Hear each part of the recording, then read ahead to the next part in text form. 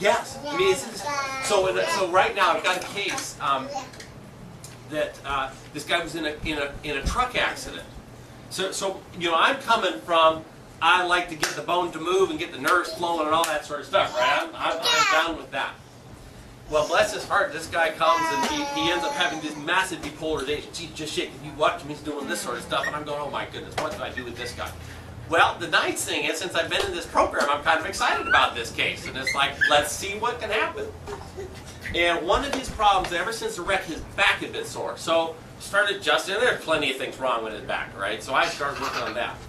Well, the problem is, he would feel better for a while, but it would keep coming back. So I said, well, maybe I'm not getting it good enough, you know. So then I started to really, I did the side posture. I just blasted that, got good movement, and oh yeah. Well, the problem was, I started scratching my head a little bit and saying, well, man, I'm pushing off this hard. And what I also noticed was, there was a place up here on this left side that if I pressed in that area, all the twitching and stuff stopped body-wide. Wow.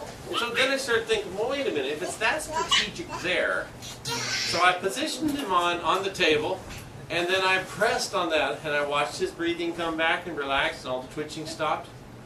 And he said, that's interesting, Doc. I said, what's interesting? He said, my back feels better. That day, I didn't adjust his back.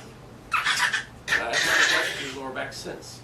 Because we can fix his low back by fixing, when I get this spot fixed in his neck, his low back is all better.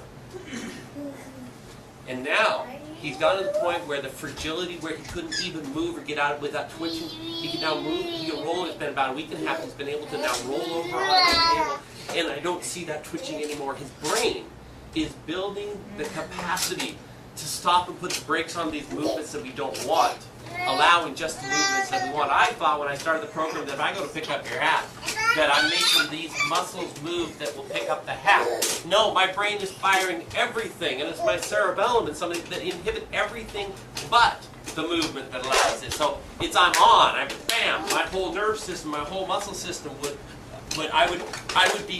every movement would be like a jerk in all of us. If it worked for the cerebellum, stopping the ones that don't move me to this. So much of what your brain does is to stop unwanted movement. If we didn't have the ability to inhibit, we wouldn't be able to think, we wouldn't be able to move with all these fine movements. So we're learning so much more about the brain. I'll tell you what, I'm so glad you guys are here, and I'm just starting this. So you might ask me a lot of questions I won't know the answer to yet, but I appreciate the fact that you're here. It tells you that you're interested in learning more about this. We do have a handout for each of you here for tonight that tells a little bit more of the story about this show, because you might want to go online. And it was the ABC News thing.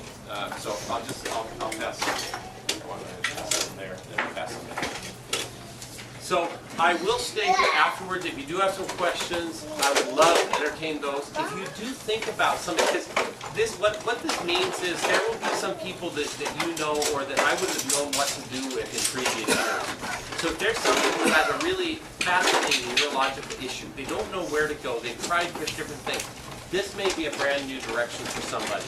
And I'm just starting to scratch the surface, so I might not even be the right person for them. But we would love to entertain them. Yeah. Yes. Yeah. This will be, when Dr. Carrick believes virtually every condition, if we go up to the brain, he thinks that as chiropractors we've stayed focused on the spine too much. He thinks we need to go deeper up into the brain. Yes. And as I'm seeing this, I'm starting to believe this, that some of these conditions, be it the fibromyalgia, I mean, most of what I've done is in the neck. What if I can change, like that truck driver who had this thing? It was a pressing on the scaly muscles that caused the quiet. You see, so you go, hey, wait a minute. But those muscles, the only system in your body that has a chance to change your brain is your muscle system, because your muscle system, the tension on the muscle is set by different parts of the nerve system. There's a dialogue You see, so we go, oh, wait a minute. So there are some interesting things that are happening here. So But isn't that a natural progression for you, for Yes. your practice? Because the moving the bones Yes. are relieving the subluxation of yes, nerves. and it is something that does excite me because you think about. So I've been doing this. I'm getting closer to 30 years here, right? And I feel like I'm getting better now, but I still sense that there's more to learn, and that.